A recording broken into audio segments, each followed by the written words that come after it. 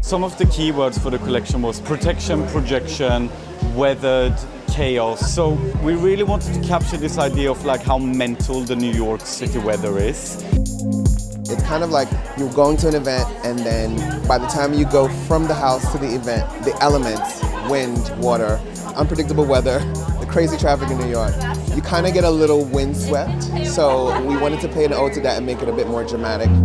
You've done this like perfect makeup, and then wind or rain or something hits you and just completely messes it up, but you kind of embrace it. I think the most challenging is the quality control, because you're so limited. If you're not like a Pat McGrath, you have normally 3 to 4 hours call time. But I also really feed off it, like the adrenaline you get from a show, what that brings out of you, it's great, it's a great workforce. Jason talked about deconstruction into the woods. It's a bit gothic, but modern. A lot of the silhouettes have got undone edging. So we're doing kind of really gorgeous skin. On most girls, they're just getting a strong eyebrow, a little bit of contour and highlight. But then on 10 girls, they're getting a very dramatic kind of black eye, which is feathered out from the temples. And then on some girls, we're doing a little bit of gold.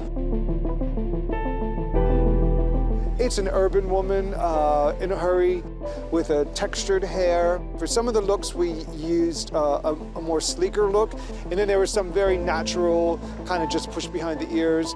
Just the magic of women in New York is always my inspiration, the people I see on the street. What happened today is that models come from other shows and they have surprise hairstyles that we're brushing out or we're washing. We had to shampoo a few people today. That's always scary, but we get through it.